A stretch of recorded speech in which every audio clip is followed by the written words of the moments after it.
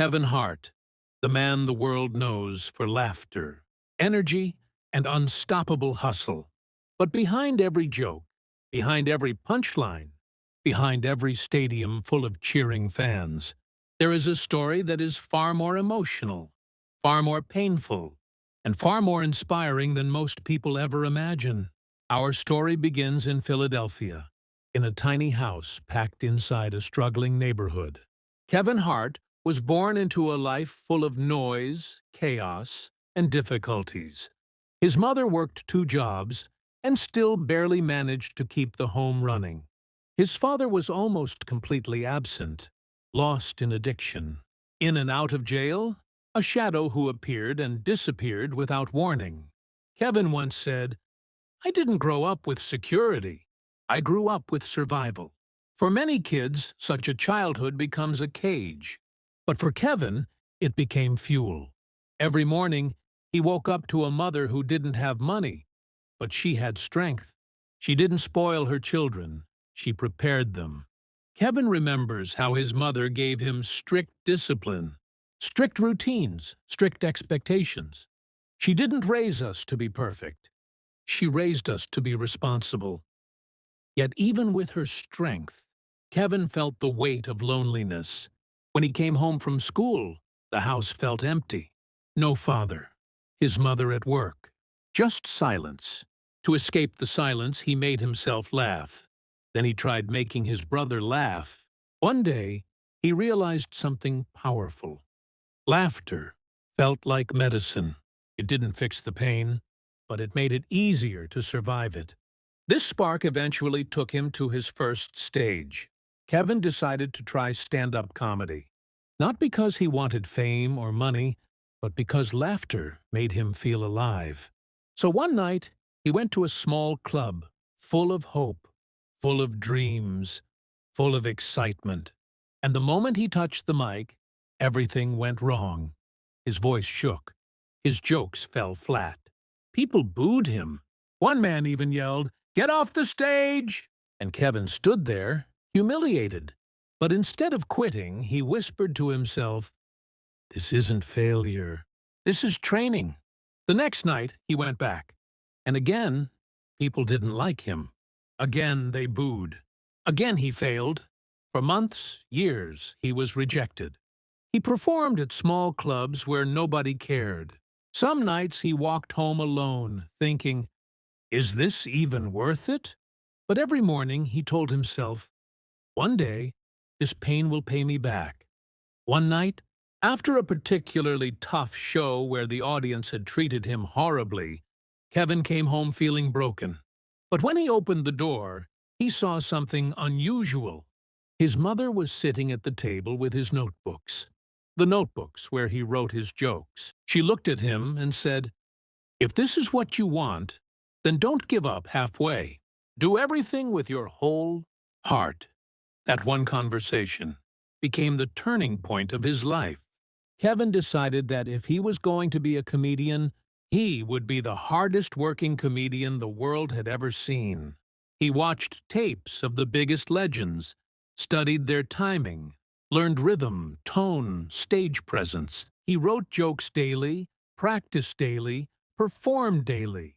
While other comedians relaxed after shows, Kevin stayed and rewrote his entire performance. He wasn't naturally gifted. He became gifted by outworking everyone.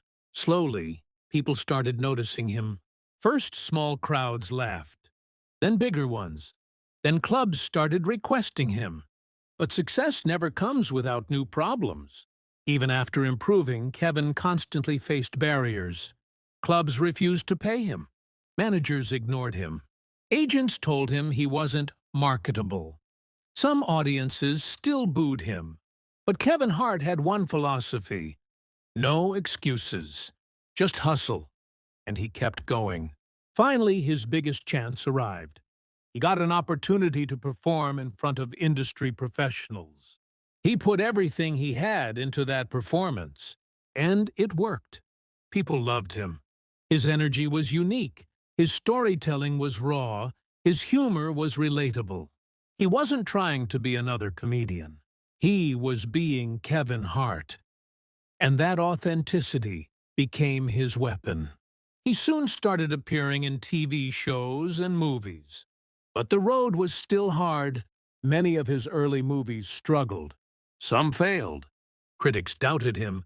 Studios didn't want to risk money on him. But Kevin refused to stop. He built his own fan base, city by city, show by show. He created his own brand of comedy, his own style, his own path. And then came the rise, the era that changed everything. Laugh at my pain. Seriously funny. Think like a man. Ride along. Jumanji. His comedy tours sold out worldwide. Tickets sold faster than concerts of famous singers. He became one of the highest-paid comedians on the planet. He owned production companies, businesses, publishing deals, and had millions of fans across the world. But even as success grew, life tested him again. Kevin faced controversies, personal mistakes, public criticism, a serious car accident that almost ended his life, and painful moments that could have destroyed his career. Yet after every fall, he rose stronger. After his accident, when doctors told him recovery would be slow, Kevin said, "I'm not in competition with anyone. I'm in competition with my old self." He started therapy, exercise, discipline, and rebuilt his body and mindset. His comeback was so powerful that it inspired millions. Because Kevin Hart didn't just make people laugh, he made people believe. He became the symbol of resilience, of hustle, of discipline, of bouncing back when life knocks you to the ground. In interviews, Kevin often says, "I'm not successful because I'm funny.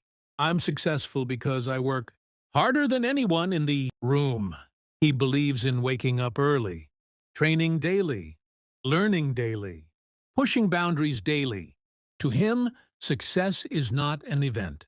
It is a lifetime habit. Today, Kevin Hart is more than a comedian. He is a business owner, a global entertainer, a motivational inspiration, a man who turned every weakness into strength, a man who turned childhood pain into global success, a man who proves that background doesn't matter. Effort does. Kevin Hart's story teaches us that your past doesn't define you. Your struggles don't decide your future. What decides your future is your belief, your consistency, and your refusal to quit. If a boy from a broken home, raised in poverty, rejected for years, booed off stage hundreds of times, can climb to the very top of the world, then what excuse do we have? His journey whispers a message to everyone who feels stuck, lost, or hopeless. Your pain is not your prison. Your pain is your power. Run towards your dream, not away from it.